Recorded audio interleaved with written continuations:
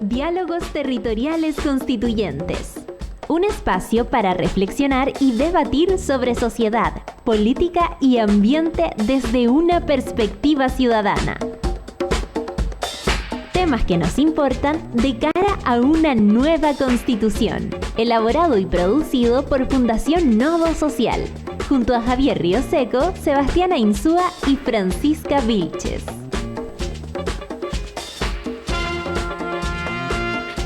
Hola, ¿qué tal, amigas y amigos? ¿Cómo están? Les damos la bienvenida a un nuevo capítulo de este programa Diálogos Territoriales que realizamos aquí por la radio Súbela todos los martes a las 15 horas y que también pueden encontrar después en nuestras redes sociales, aquí en la misma página de la radio, por cierto, en la app de Súbela Radio. Soy Sebastián Insúa y junto con Javier Rioseco les doy la bienvenida a este capítulo y a este programa que elaboramos por la Fundación Nodo Social y que busca generar reflexión y debate en torno a este proceso constituyente que estamos viviendo. Hola, Javier, ¿cómo estás? Hola, Sebastián, muy bien, gracias. ¿Y tú cómo estás? Todo bien. Gusto en saludar a todas y todos nuestros queridos auditores que nos están escuchando de algún punto en el cual se encuentren, muy motivados porque en este 14º capítulo ya de Diálogos Territoriales Constituyentes vamos a conversar y debatir, ¿no es cierto?, y aprender sobre el agua como un derecho humano. En este capítulo justamente vamos a hablar de cómo proteger el agua como un bien natural y como un derecho humano en una nueva constitución. Justamente para eso vamos a conversar junto a Andrés Gutiérrez, él es el director ejecutivo de la Fundación Nehuenco. Y también, como siempre, ya es de costumbre, nuestra querida amiga Francisca Vilches, ¿no es cierto?, artista, nos enseña y nos explica sobre cuáles son los problemas que enfrenta la protección del agua en una nueva constitución. Así que desde ya los dejamos a todos invitados para esta hora de conversación, de diálogo, junto a la Fundación Nodo Social, junto a Sebastián y obviamente con el apoyo de la Fundación Henrik Bell. Seba. Sí, la Fundación Henrik Bell nos apoya y permite que hagamos este programa. Esta organización es una fundación alemana ligada al Partido Verde, pero que promueve los valores de la ecología, los derechos de las mujeres y la democracia de género. Les recordamos que pueden encontrarnos en Twitter, @nodo_social, en Instagram, @nodosocial, en el canal de YouTube, en nuestra página web www.nodosocial.org y también, por cierto, como decíamos, en la aplicación y en la página web de Súbela Radio, Javier. Así es, recuerden que la aplicación de la radio está tanto para Android como para iPhone. Así que no hay excusas para poder aprender sobre agua en este caso. Así que sin más, ¿te parece, Sebastián, que vayamos con la editorial? Sí, una pequeña introducción que vamos a hacer al debate que tenemos más adelante con la idea de que el agua es un bien natural. El agua no es un recurso que deba transarse en el mercado, es un bien natural que sustenta la vida como la conocemos. El agua constituye más del 80% del cuerpo de la mayoría de los organismos y es fundamental para diversas actividades como la producción de alimentos, crecimiento de plantas, cría de animales y, por cierto, la supervivencia de los humanos. Pero lamentablemente solo el 3% del agua está disponible para consumo humano y por ello es nuestra obligación de todas y todos proteger este bien y evitar influencias nocivas a lo largo de todo el ciclo del agua, que va desde los glaciares pasando por los ríos, después a los lagos hasta llegar al océano. Y un elemento importante para la protección tiene que ver con las definiciones sobre qué es y cómo gestionar el agua. Cuando está definida como derecho humano, pareciera ser que el énfasis está en los seres humanos, relegando una parte crucial de los seres vivos a un segundo plano. Cuando está definida como un bien privado, se pone en énfasis en el valor económico en su transacción y en la escasez relativa de este recurso, o este bien mejor dicho. Y cuando se señala como bien público, supone un libre uso sin restricciones. Pero todas estas definiciones tienen bemoles, por eso la definición general debe venir acompañada con protocolos y normativas que permitan garantizar no solo el acceso, sino también su uso racional, conservación y los límites. Hoy en día, el agua es un recurso transable que está puesto al servicio de un modelo de desarrollo extractivo, pero que además tiene particularidades de no estar distribuido de manera uniforme a lo largo de este país. Por ejemplo, la disponibilidad anual de agua en promedio varía entre 52 metros cúbicos para una persona en Antofagasta y 3 millones de metros cúbicos para una persona en Aysén. Y si eso ya no fuera suficiente, Chile es un país altamente afectado por cambio climático y estrés hídrico. En suma, el problema es mayúsculo porque combina contexto climático adverso, diferencias en calidad y cantidad de agua, además de la privatización en pleno derecho que considera este bien como un recurso económico más. Y mientras pensamos y analizamos todo este proceso sobre cómo incorporar el agua en la nueva Constitución, tenemos que recordar y no olvidar jamás a las casi 400.000 personas de 175 comunas del país que hoy día se abastecen de agua gracias al suministro estatal que provee camiones aljibes para ellas. Y por cierto, a los miles de animales que han perecido a lo largo de esta mega sequía que experimentamos. Lo que decimos en este programa y lo que decimos como fundación, que este proceso constituyente es una oportunidad histórica para corregir los problemas que enfrentamos en torno al agua. No dejemos correr esta oportunidad de dar plenos derechos a la naturaleza y a los seres vivientes a través de la consagración real y efectiva del agua como un bien natural, don Javier. Sebastián, muy interesante, hay muchos temas en la editorial de hoy día, pero me quiero ir, por una cuestión de tiempo, obviamente, me quiero ir a un punto específico de la editorial, y que tiene que ver justamente con el recordatorio que tú haces, que es muy importante, que no tenemos que olvidar las casi 400.000 habitantes de 175 comunas del país que hoy se abastecen gracias al suministro estatal de agua a través de camiones aljibes. Y aquí tú me imagino que ya sabes a qué punto quiero ir. Sí. A cómo se distribuye el agua, cómo logramos que el agua, es verdad, existen los ríos, en el mar, en los embalses, en la cordillera, en los glaciares subterráneos, glaciares negros, blancos, pero justamente lo que creo que es importante es que cómo nos llega esa agua a nosotros, que nosotros tenemos la capacidad de abrir la llave y que salga el agua. No es raro encontrar de que muchas personas vivan en una zona urbana y no tengan acceso al agua potable. ¿Y esto por qué? Justamente porque hay un problema y una desconexión en la planificación territorial. Me refiero específicamente a los planes reguladores intercomunales y a los planes reguladores comunales. Los planes reguladores comunales nos van a decir cuáles zonas son urbanas, cuáles zonas son de extensión urbana y cuáles zonas son las rurales. Ahora, en las zonas rurales hay APRs, y ahí efectivamente llega un agua potable rural, llegan conexiones rurales de agua con punteras que lo maneja generalmente alguna junta de vecinos o alguna cooperativa de agua. Y también hay un tema bien importante, y con respecto al agua potable urbana, justamente ahí tenemos de que va a ser solamente posible que esa agua llegue a los seres humanos y a cada rincón de la ciudad, ¿no es cierto?, de las distintas ciudades, solamente a voluntad de la empresa concesionaria que quiera ampliar este territorio operacional, el ATO. Finalmente, eso va a depender de quién, del intendente y del alcalde, si quieren ampliar esas aguas, esos radios operacionales.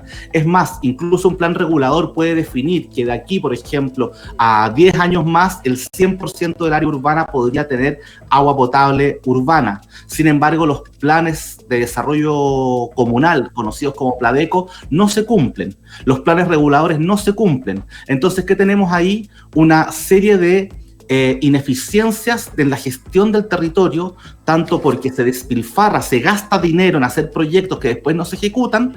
¿Por qué? Porque al alcalde de turno, al intendente de turno o incluso a los diputados o senadores de turno no les interesa. Y yo voy a contar una anécdota muy pequeña. Cuando tuve una conversación por este tema junto con el senador Juan Pablo Letelier para poder ampliar el radio de operación del agua potable en la comuna de Pichilemu, después de una discusión breve en la plaza de Rengo, justamente él me dice, como para que me quede, para zanjar la discusión, me dice, bueno, pero si los que decidimos para dónde crecen las ciudades somos nosotros, no tú. Yo le dije, pero si hay instrumentos de planificación territorial que ya están ejecutados, que están diseñados y que hay que justamente empezar a ejecutar, a implementar. Y me hizo, bueno, ese no es tu problema, es problema de nosotros. Que estés muy bien. Y se retiró junto con una serie de guardias. Entonces, ¿a qué es lo que voy? Voy a que el agua, como tú bien lo decías, no puede ser, tiene que ser un bien nacional de uso público, ni privado ni estatal. tiene que garantizar el acceso a todos. Y ahora, ¿cómo ponemos eso sobre la mesa? ¿Cómo garantizamos eso en una nueva constitución? Es algo que justamente vamos a conversar junto con el SEBA y con nuestro invitado que ya está esperándonos, que debe estar escuchando, don Andrés Gutiérrez, el director ejecutivo de la Fundación Nehuenco, Sebastián. Sí, mucho tema ahí, y aquí lo importante es plantearse este debate con mucha altura de mira, con la posibilidad de pensarnos también un nuevo modelo de desarrollo. Lo hablamos el programa anterior. No basta solo con poner frases en la nueva Constitución, hay que repensarlo de manera integral, porque recordemos que hoy día una parte importante del agua es consumida por los monocultivos, y también por la industria agrícola en general y la industria ganadera.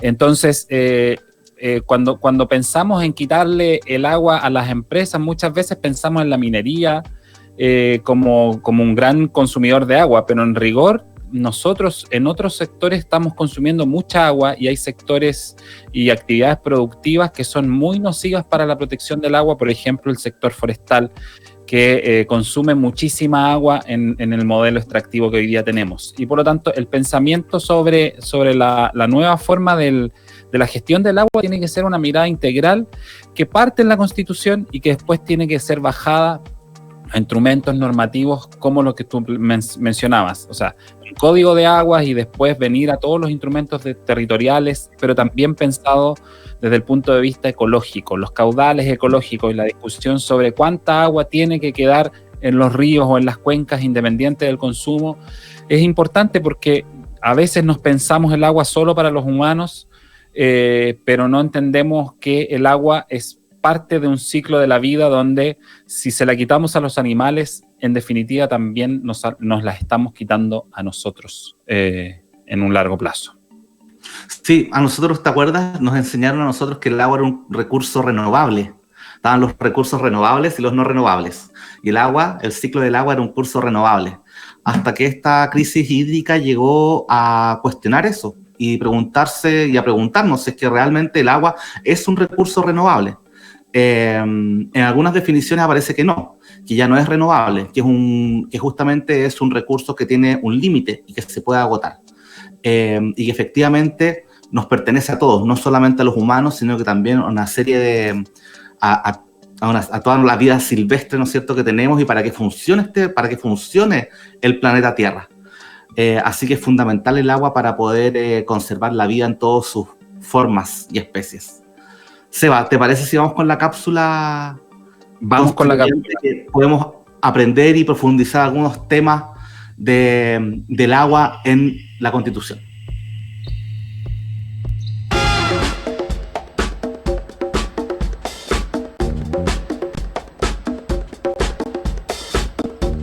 Hola, soy el agua y hoy hablaremos sobre mí y la nueva Constitución. La Constitución chilena ha transformado el agua en un bien privado, con el objetivo de asegurar la atribución de derechos subjetivos sobre ella y garantizar su aprovechamiento. No obstante, no todas las cartas fundamentales suelen seguir el mismo tipo de reconocimiento. En algunas constituciones se reconoce el derecho al agua como patrimonial. En estos casos, las constituciones reconocen y limitan la propiedad sobre el agua. En otros casos, los estados reconocen la propiedad bajo un régimen único, como en Ecuador, donde el estado ha declarado el dominio único sobre este recurso. En otras situaciones, las constituciones establecen un derecho extrapatrimonial del agua, en donde se reconoce para el consumo humano en forma prioritaria. Eso significa que se altera la propiedad del recurso, asegurando el funcionamiento de los servicios públicos relacionados a este recurso. Chile es un caso extremo en términos de protección del agua. Nuestra Constitución posee un fuerte sesgo hacia la propiedad privada, que se basa en que el Estado entrega a los privados derechos de aprovechamiento, lo que implica que el agua puede ser transada en el mercado como un bien cualquiera. Al ser un bien como cualquier otro, estos derechos se encuentran amparados por las garantías constitucionales referidas al derecho de propiedad, artículo 24. El referido artículo establece sobre el agua que los derechos de los particulares sobre las aguas, reconocidos o constituidos en conformidad a la ley, otorgarán a sus titulares la propiedad sobre ellos. por lo que el uso y el goce del agua se transforma en un derecho real, otorgándoles a sus titulares la propiedad sobre estos derechos. Además, el Código de Aguas separa la propiedad de esta del dominio de la tierra, permitiendo la libre compra y venta sin proteger a las comunidades del despojo de las aguas de sus territorios. El poseedor de estos derechos no paga costos por su mantenimiento, tenencia o uso, y no se le exige protección del cauce ni compensaciones por la potencial generación de efectos negativos sobre la cantidad y calidad del agua, que podría afectar a otros usuarios bajo el punto de captación del derecho del aprovechamiento. Existe una tendencia mundial por generar marcos legales que den un manejo sustentable del agua, que tengan en cuenta elementos de sustentabilidad política, participación de la comunidad en las decisiones, social, equidad en el acceso para las personas y las comunidades, económica, recuperación de la soberanía sobre el agua y los servicios que proporciona, y ambiental, protección y conservación de las cuencas, los ecosistemas y los cuerpos de agua superficiales y subterráneas. Por último, 3 materias son importantes de tomar en consideración al momento de hablar sobre el agua.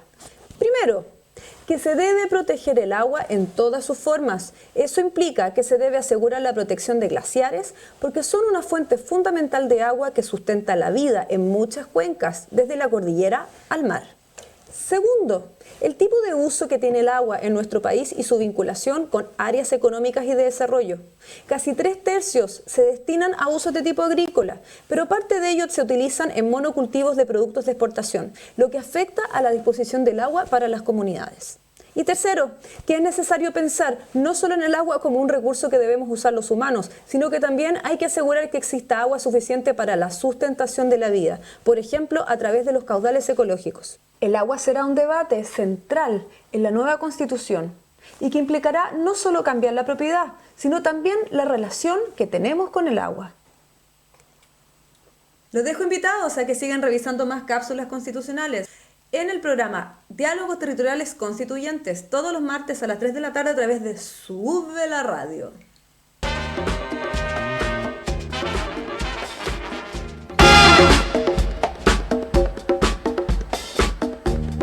Estamos de vuelta en el programa luego de esa tremenda cápsula de la Fran Vilches. Cada día se supera la Fran. Así que un saludo y un abrazo para ella por el trabajo que hace para este programa. Y como les adelantamos en un primer momento, para hablar sobre agua tenemos invitados ahora a Andrés Gutiérrez, quien es director ejecutivo de la Fundación Nehuenco y con quien vamos a profundizar algunos de los aspectos relacionados con las temáticas de agua. Andrés Gutiérrez es abogado y magíster en Derecho Ambiental de la Universidad del Desarrollo. Hola Andrés, ¿cómo estás? Hola Sebastián, muchas gracias por la invitación. No, gracias a ti por acompañarnos. Primero, una pregunta introductoria. Cuéntanos quiénes son ustedes, qué hacen, cómo desarrollan su trabajo como fundación. Bueno, Fundación Nehuenco es una entidad, ¿verdad? Una organización de la sociedad civil que nace el año 2015. Se funda o se constituye legalmente el año 2015, pero ya sus fundadores habían venido trabajando conjuntamente estos temas desde los derechos humanos y medio ambiente, vinculando ambos ámbitos, ¿verdad? Y pensando que con la idea de que no existía hasta ese entonces una entidad que desde lo técnico, desde la mirada técnica, vinculara ambas materias y se especificara en los temas ligados al agua. Y desde ahí el objetivo principal de la Fundación es justamente promover el derecho humano de acceso al agua y saneamiento, visibilizando las brechas o las inconsistencias que existían hasta ese entonces y que aún se mantienen entre los compromisos internacionales adquiridos por Chile en la materia y lo existente en nuestro ordenamiento local. Desde ahí la Fundación ha venido trabajando también en temas ligados a la gestión, a la gobernanza del agua y particularmente en este proceso, ¿verdad?, de descentralización y nuevo proceso constituyente. También estamos justamente trabajando en una propuesta directamente para aportar justamente al debate constitucional sobre la materia. Perfecto. Hola Andrés, te saluda acá Javier Río Seco. A tu juicio, al juicio de la, ¿no es cierto?, de la Fundación Nehuenco, el diagnóstico sobre el estado actual de la conservación del agua en Chile, ¿Tenemos una escasez hídrica real como realmente se habla, se recuperó con las pocas lluvias que tuvimos este invierno? ¿Cuál es el diagnóstico y cómo se expresa esta escasez o este estrés hídrico? Sí, nosotros el año 2018 y lanzamos el 2019 un estudio de escasez hídrica en Chile, justamente que en realidad era analizar las herramientas existentes para combatir la escasez hídrica y algunos modelos comparados. Básicamente, la escasez hídrica, que se ha ratificado, ¿verdad?, por estudios posteriores, es que esto se trata de un problema principalmente de cómo se gestiona el agua, de un déficit institucional ligado a cómo se gestiona y cómo estructuralmente, digamos, cómo se maneja el agua. Y desde esa perspectiva, por cierto, que el ordenamiento jurídico, las normas, la institucionalidad ligada al agua está muy relacionada con las principales causas, ¿verdad?, de la escasez hídrica, y no como se quería hacer ver, ¿verdad? Principalmente en este gobierno, pensando en el año 2018, principios del 2019, cuando se hablaba de que todo el problema estaba causado por la sequía, ¿verdad? Y se hablaba de cambio climático y sequía como dirigiendo hacia allá la causa del problema, en el entendido de que, en definitiva, si bien es cierto, el cambio climático tiene una causa antropocéntrica, o sea, antropogénica, es decir, se genera a partir de la actividad humana, no está relacionada ni con la gestión del agua, sino que es una causa más difusa.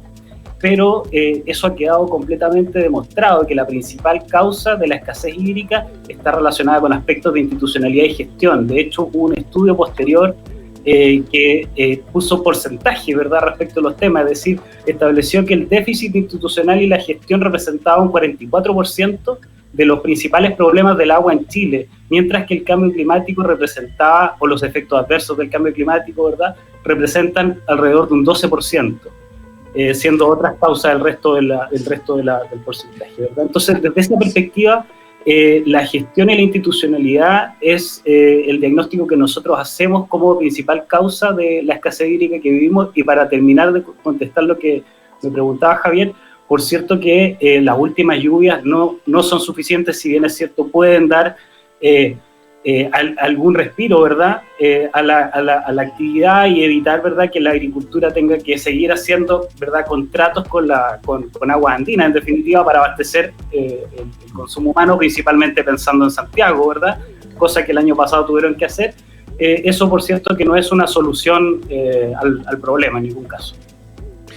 Andrés, voy a citar el estudio que mencionaste. Lo recomendamos fuertemente porque es muy, muy interesante. Escasez hídrica en Chile, que está publicado el año 2019, se lanzó el año 2019. Y en una parte del texto dice más o menos así: la escasez no puede presentarse como un hecho de la naturaleza, sino que constituye más bien el resultado de un determinado esquema de distribución del agua que privilegia unos usos u usuarios a favor de otros. Quería que pudieras profundizar la idea en torno a estos déficits institucionales. ¿Qué podríamos decir? ¿Cuáles son los principales déficits institucionales que hacen que esto sea más bien un problema de distribución más que de ausencia de agua relativa? De acuerdo a la ley, de acuerdo al Código Civil del año 1857, el agua es un bien nacional de uso público. Eso significa que el dominio del agua pertenece a la nación toda, a toda la sociedad, y que su administración, por tanto, corresponde al Estado, quien debe velar, ¿verdad?, por una finalidad colectiva, por el interés colectivo al momento de la gestión o la administración del agua. Sin embargo, tenemos con la Constitución del 80 y el Código de Aguas del año 81, se impuso una visión más bien productivista, meramente productivista, desde la siguiente doble perspectiva. La Constitución no trata el agua directamente, sino que solamente reconoce que los bienes nacionales de uso público no son susceptibles de apropiación privada. Eso quiere decir que si uno interpreta el Código Civil y la Constitución, efectivamente llega a la conclusión de que el agua en sí misma no es susceptible de ser apropiable por un particular. Sin embargo, en la Constitución, como lo menciona la introducción, el artículo 19, número 24, inciso final, establece la propiedad sobre los derechos de aprovechamiento de agua. O sea, asegura a todas las personas la propiedad respecto de los derechos para usar el agua. ¿Y esto qué significa en la práctica? Significa que las personas, a través del derecho de aprovechamiento de agua, en definitiva, se hacen dueñas del agua misma, del uso y gestión en el agua. Y la gestión, ¿cómo baja en el Código de Agua? A través de lo que se denomina las organizaciones de usuarios de agua. Y las organizaciones de usuarios de agua no son más que entidades que agrupan a titulares de derechos de aprovechamiento. Lo que significa que, en definitiva, ellos, en su rol, que por cierto está amparado en la ley, es legítimo, velan por un interés meramente privado y con fuerte orientación a la producción, sin importar, ¿verdad?, si es producción de abastecimiento, ¿verdad?, local o grandes, ¿verdad?, agroindustrias, como los paltos, qué sé yo. Entonces ahí comienza el problema y la incoherencia, en el sentido de que la gestión del agua hoy día en Chile mira el interés principalmente privado y económico, y no mira el interés público, ni tampoco otros usos distintos de los económicos, como lo pueden ser los usos ambientales, los usos ecosistémicos, ¿verdad?, y también los usos culturales, el consumo humano. Andrés, justamente en ese sentido, se ha hablado mucho de los derechos de la naturaleza, incluso de lograr proteger a la naturaleza y entregarle un derecho a la naturaleza, como se ha hecho en otras constituciones, como la de Ecuador, como la de Islandia, por ejemplo. ¿Existe la posibilidad? Aquí la pregunta es desde la ignorancia. La pregunta básica es ¿cómo se regula la gestión del agua en una nueva constitución? Y si es que tal vez el agua podría tener como un derecho propio, per se. Sí, por cierto que dentro de los distintos movimientos ambientales existen, ¿verdad?, tesis, o si se quiere, paradigmas, ¿verdad?, antropocéntricos y paradigmas biocéntricos. Cuando uno piensa en un estatuto jurídico propio de la naturaleza o de algún elemento de la naturaleza, como los ríos, por ejemplo, o las cuencas, está pensando en un paradigma biocéntrico, en donde en realidad el hombre es parte de un ecosistema y no es el centro, ¿verdad? Y en el paradigma antropocéntrico en el que nos encontramos nosotros hoy día, el hombre es el centro, ¿verdad? Y la gestión de las cosas, su entorno, el medio ambiente, la naturaleza, gira en torno a las necesidades humanas. Por cierto que uno pudiera pensar en un paradigma biocéntrico, pero luego lo importante es pensar cómo eso va a tener algún sustento en la gestión misma que se va a hacer. Entonces, desde esa perspectiva, lo que nosotros estamos elaborando como propuesta, que ya se encuentra en un paper publicado y que fue expuesto en las jornadas de agua de este año de la Universidad de Chile, en eso lo que estamos exponiendo nosotros es que la protección del agua y de las funciones ecosistémicas del agua deben estar en el centro de la gestión, pero en el centro de la gestión para, en definitiva, poder satisfacer y conciliar en los territorios los distintos usos del agua. Como prioridad, el consumo humano, pero también los usos culturales, usos no productivos, como los recreacionales, ¿verdad? Y también los usos productivos. Desde esa perspectiva, nosotros más bien nos situamos en una posición, ¿verdad?, de uso sustentable e integral, una gestión integrada del agua, ¿verdad?, y pensando en la conciliación de los distintos usos del agua. Ahí tendría que venir entonces un primer nivel más constitucional y después darle un cuerpo orgánico que podría ser una especie de código de agua que gestione y que dé fuerza o poder normativo a la gestión integrada, porque lo que decíamos al principio es, si la pensamos solo como un derecho humano, esa prelación puede tener impacto sobre otros ecosistemas o sobre otros seres vivientes. Y por lo tanto requiere también una mejor gestión, porque en el fondo tú decías, si aquí hay déficit institucional, no nos basta que exista en la Constitución un derecho si es que después se transforma en un instrumento o un recurso económico más. Así es, y justamente ese cuestionamiento es el que se ha levantado desde distintos sectores y justamente por los fundamentos que tú señalas. De nada sirven lindas declaraciones en una Constitución. Y desde esa perspectiva nuestra propuesta es que tenemos que pensar qué concepción tenemos de territorio. ¿Qué es lo que pensamos, verdad? ¿Qué es el territorio? hoy día la concepción de territorio que tiene nuestra Constitución es como el espacio, ¿verdad?, en donde se ejerce soberanía, en definitiva. Eso es lo que tiene elaborado, eso es lo que piensa nuestra Constitución, y cómo la institucionalidad se desarrolla dentro de ese espacio, cómo se ejerce la soberanía, en definitiva, en ese espacio. Nosotros, la verdad, pensamos que justamente, y el agua lo grafica muy claramente, la gestión del agua se materializa en los territorios. Los efectos, ¿verdad?, sociales, económicos, ambientales, se producen justamente en los territorios y cómo tú gestionas el agua. Y desde esa perspectiva nosotros proponemos que exista o que se elabore, que se llegue a un concepto de territorio que, en definitiva, reconozca, ¿verdad?, que es el espacio en el cual interactúan distintos componentes, el espacio en el que interactúan componentes sociales, ambientales y económicos, y que en definitiva es ahí en donde se debe, son los territorios los que deben gestionar y permitir la conciliación entre estos tres elementos que interactúan.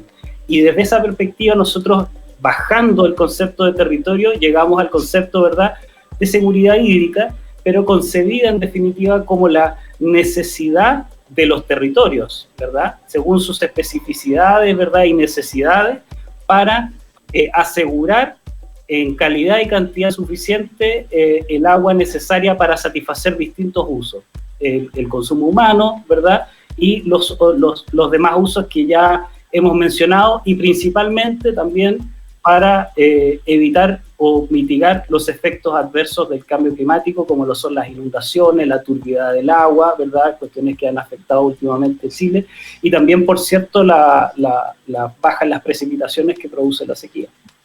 Entonces, estamos conversando con Andrés Gutiérrez, director ejecutivo de la Fundación Nehuenco. Javier. Andrés, justamente, mira, te quería hacer una pregunta con respecto a lo que nos estabas explicando ahora, que sería cómo explicar, cómo equilibramos los distintos tipos de uso, ¿quién define? ¿No le vamos a entregar tanta agua a los viñedos en la sexta región o le vamos a entregar tanta agua a las vacas en el Maule? No sé. ¿Cómo se regula eso? Pero antes de eso me saltó una duda, perdón, que tiene que ver con la Constitución. Si es que acá se redactara una nueva Constitución, se reservaran los derechos de agua, etcétera, se consagra el agua como consumo, como un bien, ¿no es cierto?, nacional, un bien nacional, derecho humano, etcétera, ¿sirve? Y si no, ¿inmediatamente se tiene que modificar el código de agua? ¿O queda anulado ese código de aguas? O sea, el paso 2 después de la nueva Constitución sería redactar inmediatamente un nuevo código de aguas. ¿Podría existir alguna oposición de alguien que diga no, porque el código de aguas se queda tal cual, cambiaron la Constitución, pero el código de agua queda tal cual? No sé, esa es una pregunta súper técnica, tal vez, si la puedes responder brevemente. Y lo otro, lo que te quería preguntar, ¿cómo se equilibran, ¿no es cierto?, estos distintos tipos de uso de agua? Sí, con respecto a la primera duda, esta duda más técnica, sin ser constitucionalista, la Constitución actual y en general las constituciones, para no ser programáticas, es decir, que quede en el aire o en el papel, ¿verdad?, conllevan un principio que es el de vinculación directa. La Constitución obliga por sí sola y sin perjuicio de las normas que están bajo su jerarquía. Y adicionalmente existe otro principio que es como de imperatividad derivada, es decir, todas las normas de más baja jerarquía que la Constitución deben supeditarse a ella, y si no se supeditan no resultan aplicables o existen mecanismos para impugnarlos. Entonces, desde esa perspectiva, considerando el primer punto, la Constitución, en nuestra opinión, lo que debe establecer es un criterio claro, un concepto claro de lo que es territorio, y considerar que el agua dentro de los territorios estructura los territorios, en definitiva, y la vida en esos territorios, ¿verdad?, está condicionada en distintos ámbitos por el agua. Y en atención a ello, establecer, ¿verdad?, que la gestión del agua, ¿verdad?, debe considerar que el agua, como en otras constituciones, ¿verdad?, la Constitución de Uruguay principalmente lo establece de manera directa, y el agua es un recurso unitario que se renueva a través del ciclo hidrológico. Y desde esa perspectiva, considera, si la Constitución solamente dijera eso, ¿verdad?, y que es deber del Estado velar porque un sistema de gobernanza o un sistema de gestión del agua, en definitiva, proteja ese ciclo hidrológico, con eso sería suficiente para efectos de que todas las normas, digamos, bajo la jerarquía de la Constitución, comiencen a ajustarse a ello. ¿Y cómo se piensa hoy día la gestión del agua? ¿Cómo es? Para responder la segunda parte de la pregunta. Sí. Hoy día, el Código de Aguas, de alguna manera, cómo regula la gestión del agua. Principalmente está entregada a la solicitud de derechos de aprovechamiento o de reconocimiento de derechos de aprovechamiento a la autoridad, que hoy día es la Dirección General de Aguas, que depende del Ministerio de Obras Públicas. Es decir, la institucionalidad del agua no está radicada en medio ambiente, sino que en obras públicas. Y entonces esa solicitud es gratuita y tiene muy pocas trabas para solicitarla, es decir, hay muy pocos límites para que te otorguen derechos de aprovechamiento. Y por cierto que no hay información respecto de cuál es la oferta de agua, cuál es la disponibilidad de agua. Entonces ocurre que hay mucho papel, mucho título, pero no hay agua. Entonces, y luego el mercado, una vez que el Estado otorgó estos derechos de aprovechamiento, el que viene a regular el tema de la gestión, en definitiva, es el mercado. Porque los derechos de agua comienzan a transarse. Y ahí tienen valor. Cuando el Estado los entrega no tiene valor. Pero cuando lo adquiere el particular, ¿verdad?, y ejecuta una obra de captación, ya los puede salir a vender y puede hacer un muy buen negocio, como hemos visto en distintos reportajes, principalmente hay uno de CIPER, que sí, otros medios, que denuncian estas situaciones, básicamente por la escasez, en definitiva. O sea, hay comunidades abasteciéndose con camiones de aljibe, pero por otro lado hay un tremendo negocio de lo mismo, ¿verdad?, de lo que produce la escasez. Entonces eso de alguna manera es lo que genera ruido. Y pensando en la gestión del agua, por cierto que si una constitución estableciera lo que ya dijimos, el Código de Aguas tendría que ser modificado, sustantivamente probablemente. Sustantivamente pensando en que probablemente debiera crearse, ¿verdad?, una entidad de cuenca o de agrupación de cuenca bajo la cual estén estas organizaciones de usuarios de agua y un sistema, por cierto, de planificación hídrica. Un sistema de planificación hídrica al que se supediten el mercado y los intereses privados. Entonces, en la medida en que la Constitución establezca principios básicos de qué es lo que es territorio, qué es lo que es seguridad hídrica, qué usos son los que se tienen que conciliar en los distintos territorios, eso va a producir, por cierto, cambios legislativos, y no estamos hablando de algo inmediato, sino que, por cierto, estamos hablando de un proceso gradual. Andrés, quería preguntarte un poco cómo vislumbran ustedes la conciliación entre los distintos cuerpos internacionales que existen, que han ido proponiendo cambios en la regulación del agua, con lo que ha ocurrido en Chile, pero también lo que podría ocurrir. Recordemos que la Asamblea Nacional de Naciones Unidas ya declaró el agua como un derecho humano, está la Agenda 2030 del Desarrollo Sostenible. Ha habido cuerpos internacionales, ha habido propuestas que de alguna manera plantean cambios en el modelo de gestión de agua, pero después no se han aterrizado a nuestros países, o al menos en el caso chileno, que es un caso bastante extremo. ¿Es posible que mientras llega el cambio de la Constitución, mientras todo esto ocurre, 2 años más todos los cambios que tengan que ocurrir en el Código de Aguas, es posible pensar en una nueva gestión amparándonos, por ejemplo, en estos procedimientos internacionales? Sí, yo creo que es muy difícil porque efectivamente ya es, de alguna manera uno pudiera decir que todo parte con el Pacto Internacional de Derechos Económicos, Sociales y Culturales, que Chile suscribió el año 1972 y que ratificó el año 1989. Ese pacto fue interpretado, ¿verdad?, por una comisión especial de ese mismo pacto de Naciones Unidas, el año 2002. Fue interpretado en el sentido de que este pacto establece ciertos derechos, ¿verdad?, entre ellos el derecho a la salud, a la integridad física y psíquica, y se fue interpretando este pacto en el sentido de que no existía específicamente en ese pacto un derecho al agua, un derecho humano al agua, pero que era creciente el problema a nivel mundial de la escasez hídrica y de la falta de agua para comunidades, para que pudieran abastecer sus usos, ¿verdad?, personales, tanto de bebida como de higiene, lo que estaba produciendo muertes, ¿verdad? Y entonces, desde esa perspectiva, el año 2002 se reinterpreta este pacto y se dice que es necesario establecer un derecho humano al agua. Y esa es la génesis, en definitiva, de la declaración que tú mencionas, Sebastián, del año 2010, que es, en definitiva, el reconocimiento del derecho humano de acceso al agua y saneamiento, que fue adherido por 200 países, entre los cuales se encuentra Chile, por cierto, y eso tuvo una continuidad, y Chile tuvo una continuidad en eso, toda vez que el año 2015, en el marco de la Agenda 2030, ¿verdad?, se establecieron los Objetivos de Desarrollo Sostenible. Y dentro de los objetivos, que son 17 Objetivos de Desarrollo Sostenible, el número 6 es justamente el que establece el deber de los estados, ¿verdad?, de asegurar el acceso universal al agua y a servicios de saneamiento. Entonces, Chile ha avanzado internacionalmente en esa línea, ha establecido incluso comisiones de trabajo, ¿verdad?, a nivel de administración del Estado para la implementación de la Agenda 2030, los principios ODS, ¿verdad? Y pese a ello, no ha tenido un real cambio a nivel legal ni constitucional.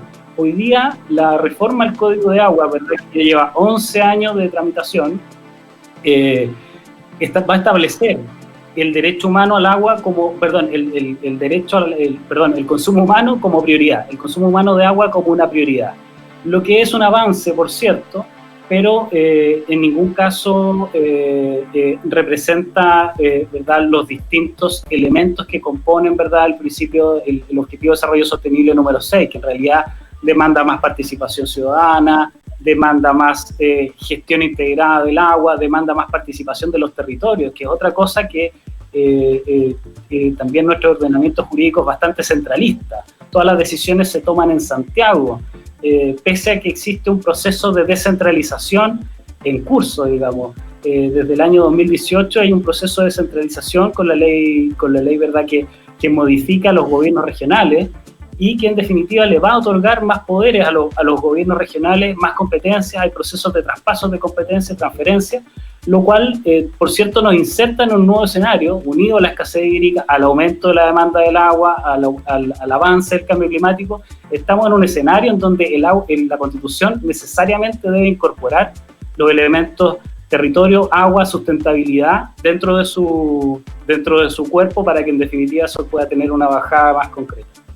O sea, nos queda mucho que esperar, Andrés, para poder tener una transformación real como lo que tú mencionas. Te queremos agradecer enormemente la participación, y quiero que nos digas cómo la gente te puede ubicar, cómo puede ubicar los estudios que están haciendo, para que sigan conociendo la perspectiva del trabajo que están haciendo ustedes como Nehuenco. Sí, bueno, estamos en redes sociales, ¿verdad? Tenemos nuestra página web, ¿verdad?, www.nehuenco.org.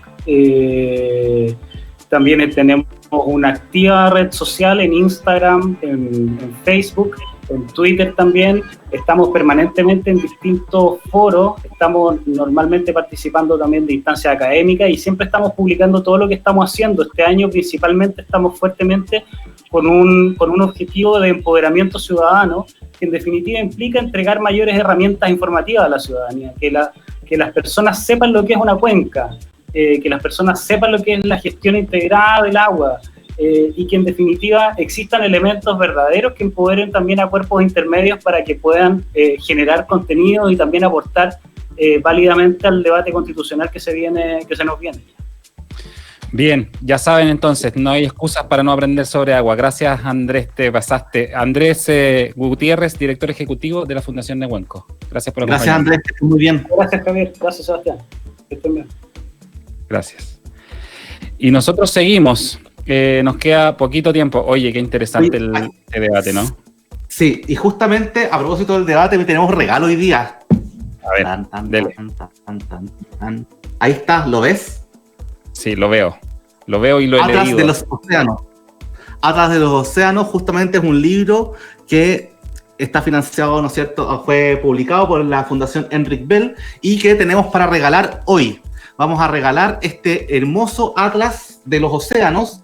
Es muy interesante, habla del futuro, de la vida de zonas en peligro, cómo los océanos retardan el cambio climático, el peligro de la pérdida de biodiversidad, el destino del plástico. No, es muy interesante, así que si bien obviamente todos lo pueden consultar por medio de internet, acá tenemos una copia física. Y la primera persona que nos diga que le interese, que se quiere llevar el Atlas de los Océanos, nos escribe por Twitter o por Instagram vía mensaje directo, y la primera persona que nos diga yo quiero el Atlas de los Océanos, será el flamante ganador de este hermoso libro, muy interesante y con el cual se puede aprender mucho. Así que desde ya, muchas gracias también a la Fundación Enric Bell. Seba. Léalo, es muy interesante. Los atlas de la Fundación en general son muy buenos porque son artículos breves que explican muchos aspectos relacionados a las problemáticas que estamos viendo. Y ahora vamos a ir también a reflexiones breves, capítulos breves sobre la situación actual del proceso constitucional. Ahí sigue Javier mostrando el atlas. Es un muy, muy buen libro, se lo recomendamos de manera muy honesta y sentida. Vayamos a las noticias, Javier, porque nos queda poquito rato. ¿En qué está el proceso constituyente? ¿En qué están los procesos electorales hoy día? Los procesos electorales están en... Hay un nuevo proceso electoral, primarias, ¿no es cierto?, para gobernadores, para alcaldes, y también se puede hoy, bueno, de hecho ya está listo... en la página web usted puede revisar si está habilitado para sufragar o no y si es que le toca hacer vocal de mesa o no. Es importante porque justamente ahora también uno podría dar las excusas si es que uno no pudiera ser vocal de mesa, y creo que lo más relevante de estas primarias es justamente explicar a la gente quiénes pueden votar y quiénes no. ¿Quiénes pueden votar?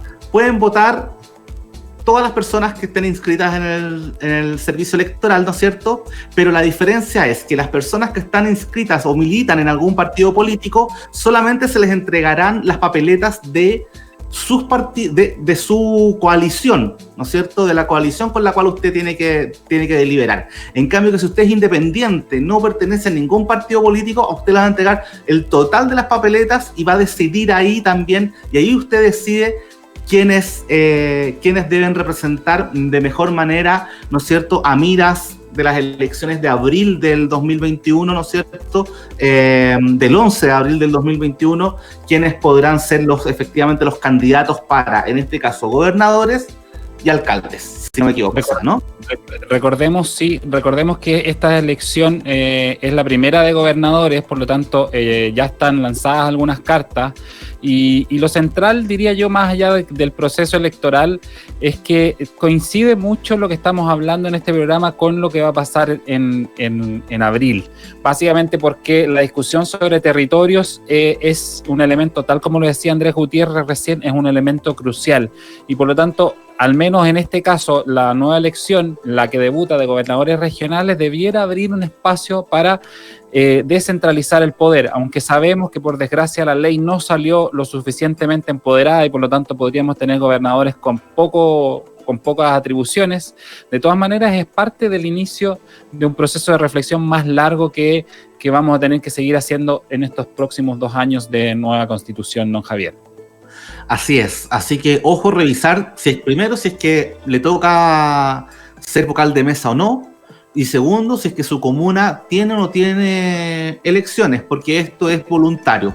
Recordamos el papelón de algunos partidos políticos cuando fueron a inscribir las primarias y algunos no llegaban a acuerdos, y solamente, de hecho, hay pocos pactos. Yo estuve revisando un poco las listas y hay muy poca elección, poca votación, poca primaria.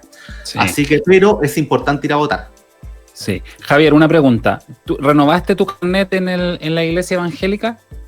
Sí, yo estoy dando ni siquiera el 10, estoy dando el 50% de mi salario a la iglesia evangélica, Seba. Me parece perfecto, porque eventualmente podría ser un posible candidato a la Constitución, tal como lo dice la presidenta de la UDI, Jacqueline Van Rieselberger, que dijo la semana pasada que ella se abría a un camino para incorporar, por ejemplo, a las iglesias evangélicas al proceso constitucional.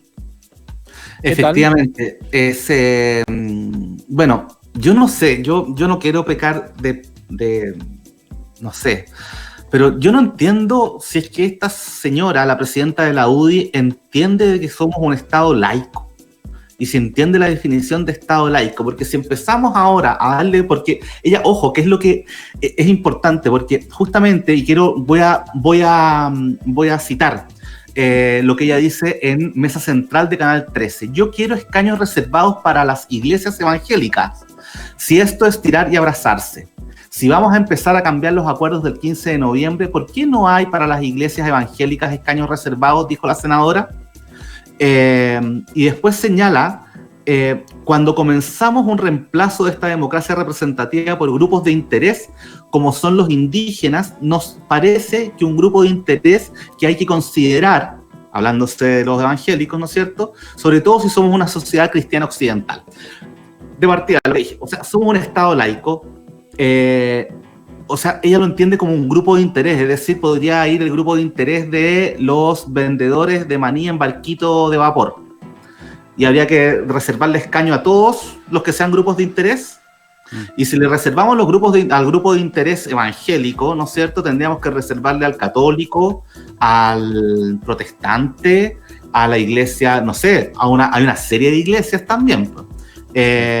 Entonces, bueno, me parece que hay una, yo no sé si es porque trata de ponerle cualquier traba al proceso constituyente que estamos viviendo, o es porque realmente ella lo cree y como no sé, como que es como la pataleta de la niña chica enojada. No quiero esto, y entonces como no lo quiere va a tratar de hacer todo por boicotearlo, por dar otro discurso, pero bueno, me parece bastante mal de su parte que no entienda de que estamos en un Estado laico, que lo compare con un grupo de interés, a una iglesia evangélica y a los cupos, a los escaños reservados para los pueblos originarios, para las primeras naciones, ¿no es cierto?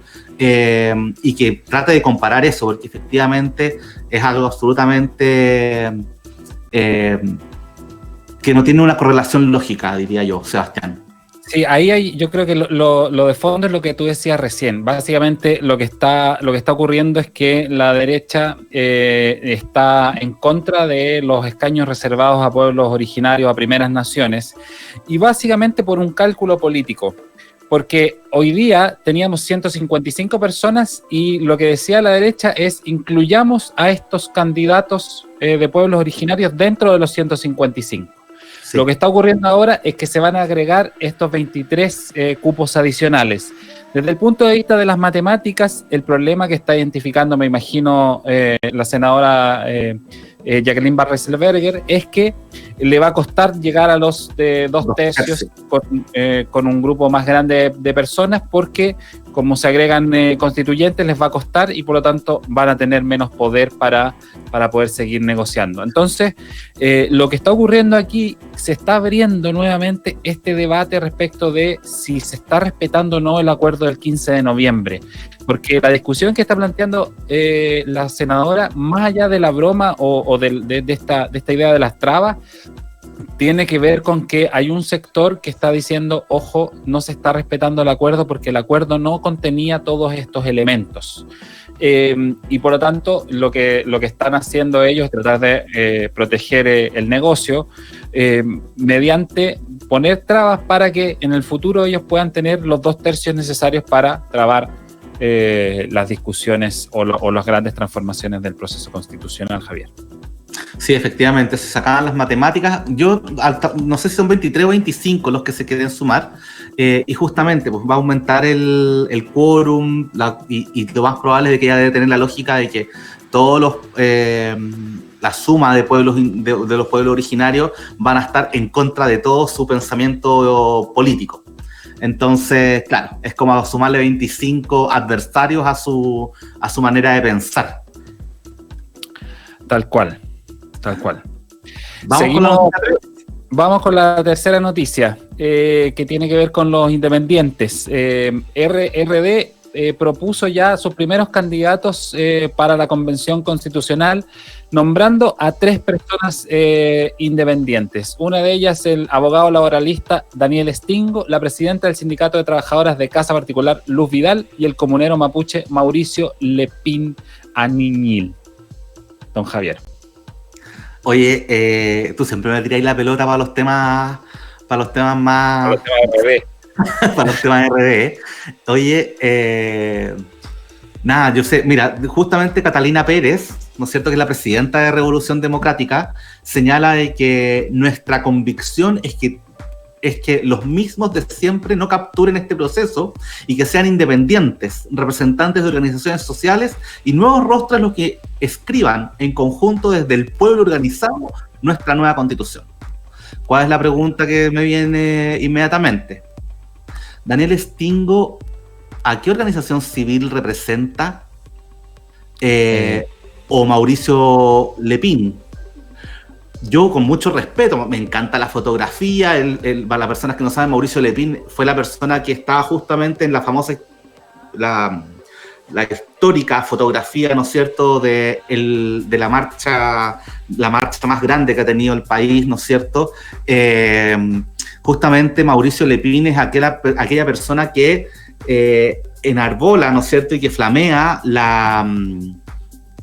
¿cómo se llama? La Huenufoye, una de las banderas mapuche, en lo alto de la estatua del general Baquedano, con ese fondo rojo, naranjado, ¿no es cierto? Bueno, y él, yo con mucho respeto, él tuvo 8 balines, ha estado muy metido en las protestas, pero también, ¿a quién representa? Yo no sé, yo me pierdo un poco con estas lógicas y yo quiero también quiero hacer un punto ahí bien importante con los independientes, no solamente con lo que está haciendo RD, sino que también hay un movimiento de independientes no neutrales. Y cuando uno revisa quién los está financiando, quién le está dando espacio para hacer charlas, para poder hacer su propaganda política, uno se encuentra con bastantes mineras y generadoras de energía. Entonces, ahí el tema del independiente, ¿hasta dónde llega? ¿Yo soy independiente hasta quién? ¿Hasta quién pone el dinero para que me financie? ¿O a qué lugares yo voy a estar aceptando ir a hablar y hablar de qué? Porque yo puedo aceptar ir a hablar con una minera y conversar, pero otra cosa es defender el modelo extractivista que tenemos y es uno de los que nos llevó justamente a este problema.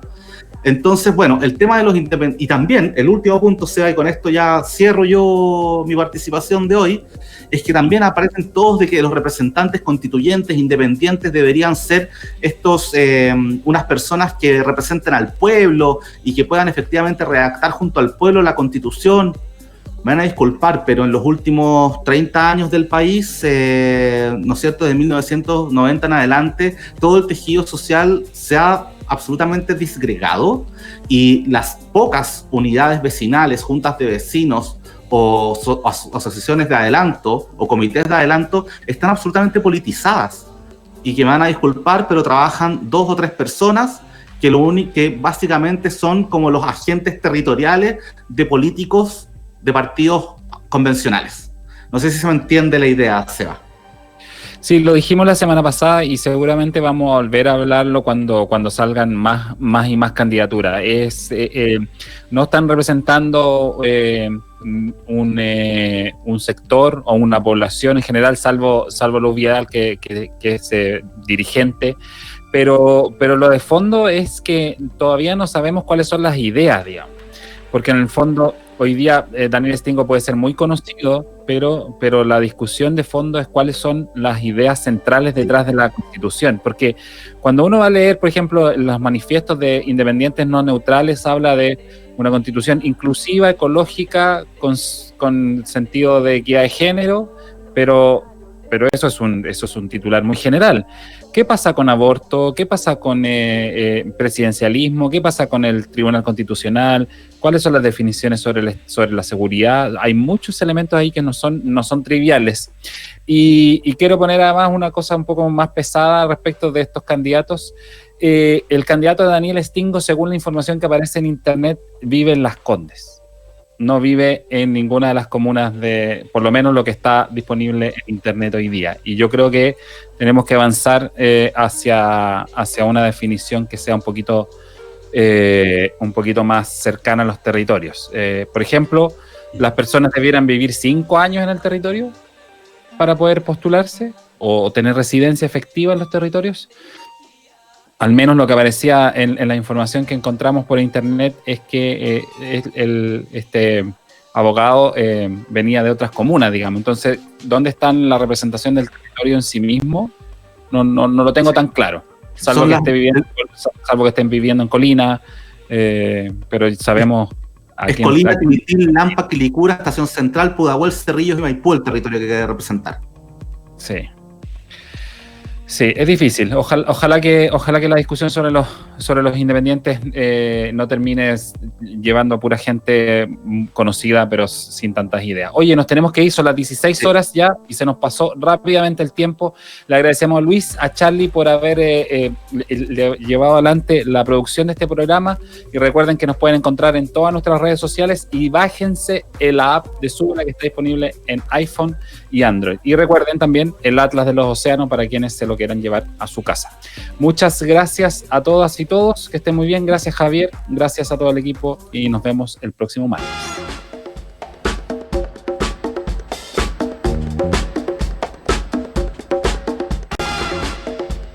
Eso fue Diálogos Territoriales Constituyentes, un espacio para reflexionar y debatir sobre sociedad, política y ambiente desde una perspectiva ciudadana. Temas que nos importan de cara a una nueva constitución. Escúchanos en vivo cada martes a las 3 de la tarde por Súbela Radio y siempre en formato podcast en súbela.cl o en nuestra app.